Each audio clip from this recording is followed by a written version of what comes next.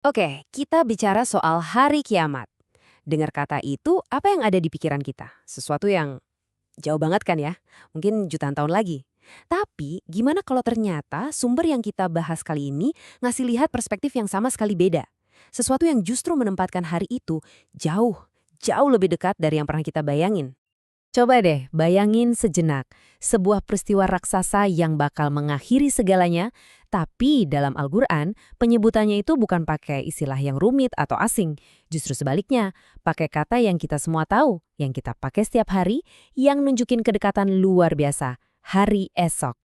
Nah, kita mulai dari sini ya. Kenapa sih kok bisa kata sesederhana itu dipakai buat ngegambarin hari yang sebegitu dahsyatnya?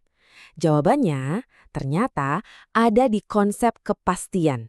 Sesuatu yang pasti banget bakal terjadi. Jadi gini, para ahli tafsir itu ngejelasin kalau hari esok di ayat ini tuh ya kiasan langsung buat hari kiamat. Maksudnya bukan berarti bakal kejadian dalam 24 jam ke depan ya, bukan gitu. Tapi ini buat nekenin kalau dari kacamata keabadian, datangnya hari itu tuh udah pasti banget dan deket banget. Rasanya ya kayak besok aja gitu. Oke, sebelum hari hanya tiba, katanya bakal ada serangkaian pertanda yang muncul. Nah, yang menarik, tanda-tanda ini nggak muncul gitu aja tanpa pola. Ternyata semuanya itu terbagi jadi dua kategori yang jelas banget bedanya. Dan perbedaan ini penting banget loh. Ada yang namanya tanda-tanda kecil. Ini tuh lebih kayak proses, pelan-pelan tapi pasti. Moral dan tatanan sosial kita merosot. Nah, beda lagi sama tanda-tanda besar. Ini baru, the main eventnya. Peristiwa-peristiwa super dramatis yang benar-benar ngubah alam semesta secara fisik. Kalau kita lihat contoh tanda-tanda kecilnya, ini kayak ngegambarin rusaknya tatanan hidup kita sehari-hari. Kepercayaan gampang banget dikhianati, riba di mana-mana, pembunuhan makin sering, hubungan keluarga jadi renggang. Bahkan, fenomena orang-orang lomba bangun gedung tinggi-tinggi sampai makin banyaknya bencana alam kayak banjir dan gempa, itu juga disebut bagian dari tanda-tanda ini. Kedengarannya ada yang familiar nggak sih? Nah, setelah itu semua, baru deh muncul tanda-tanda besarnya. Ini dia nih, peristiwa-peristiwa final yang bakal mengubah segalanya. Ada kemunculan Dajjal, si penebar fitnah paling besar, terus lepasnya bangsa perusak Ya'juj dan Ma'juj, turunnya lagi Nabi Isa ke bumi, munculnya duhan atau asap tebel yang nyelimutin dunia, dan yang terakhir, yang paling-paling final, matahari terbit dari barat. Matahari terbit dari barat itu bukan cuma fenomena aneh di langit ya, ini adalah sinyal. Sinyal absolut kalau game over. Waktunya udah habis. Begitu ini kejadian, pintu tobat buat semua manusia itu ditutup. Rapet-rapet. Selamanya. Mau nyesel kayak gimana pun udah nggak ada gunanya lagi. Oke, sekarang kita masuk ke puncaknya. Peristiwanya sendiri.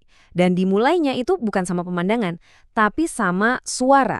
Suara tiupan sangkakala yang bakal ngeruntuhin semua realitas yang kita kenal selama ini. Ayat ini ngasih gambaran kehancuran yang skalanya, wah, susah dibayangin. Bayangin deh, manusia dengan semua teknologi dan peradabannya tiba-tiba jadi kayak laron, anai-anai yang berterbangan gak tentu arah. Terus, gunung-gunung, simbol kekuatan dan kekokohan bumi, hancur lebur, jadi seringan bulu yang ditiup angin. Kebayang nggak? Proses ini katanya dipicu sama dua tiupan sangkakala. Tiupan pertama, tiupan kehancuran. Boom! Semua kehidupan di langit dan bumi musnah total. Udah. Terus setelah jeda waktu yang cuma Tuhan yang tahu, ada tiupan kedua. Nah ini tiupan kebangkitan. Semua makhluk yang pernah hidup dibangkitin lagi buat menghadapi pengadilan. Dan kehancurannya ini bukan cuma di bumi, tapi skala kosmik. Langit yang biasa kita lihat biru itu bakal terbelah. Bintang-bintang berjatuhan kayak hujan. Planet-planet saling tabrakan. Dan laut, lautan yang luas itu mendidih terus jadi api.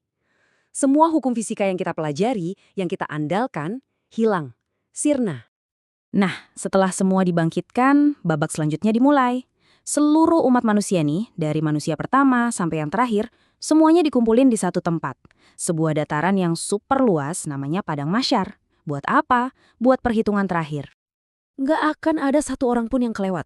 Nggak ada. Setiap kita bakal berdiri sendiri-sendiri buat mempertanggungjawabkan semua yang pernah kita lakuin di dunia. Dan suasananya di sana digambarin penuh kepanikan dan rasa takut yang luar biasa.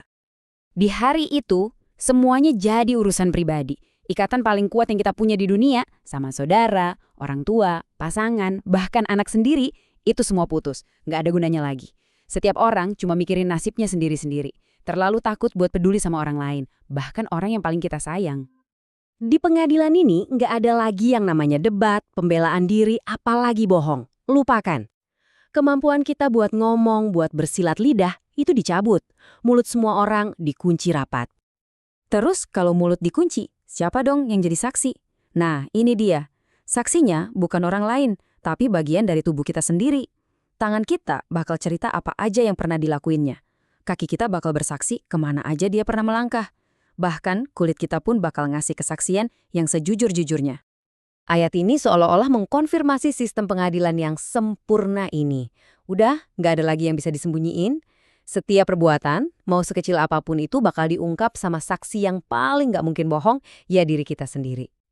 Oke, setelah pengadilan beres, semua amal ditimbang dengan adil seadil-adilnya, manusia bakal dibagi jadi 2 kelompok besar, dan masing-masing kelompok ini akan jalan menuju takdir abadi mereka. Dan inilah persimpangan jalan terakhir. Satu jalan menuju surga, kehidupan abadi yang isinya cuma kepuasan buat mereka yang bertakwa. Dan satu jalan lagi menuju neraka, tempat pembalasan buat mereka yang ingkar dan sombong. Buat orang-orang yang bertakwa, sambutannya digambarin indah banget. Mereka datang berkelompok, terus disambut sama para malaikat yang bilang, "Salamun alaikum, keselamatan buat kalian, berbahagialah. Ayo masuk surga ini, kalian kekal di dalamnya." Sebuah sambutan penuh damai dan bahagia buat masuk ke kehidupan abadi yang udah dijanjikan. Nah, setelah kita ngebahas semua gambaran ini, dari awal sampai akhir, akhirnya kita sampai di satu perenungan. Kalau memang surga dengan semua keindahannya itu adalah tujuan akhir yang kita semua mau, mungkin pertanyaan yang paling penting itu bukan kapan hari itu datang. Tapi pertanyaan yang lebih penting adalah, sudah siapkah kita? Sudahkah kita melayakkan diri kita untuk jadi salah satu penghuninya?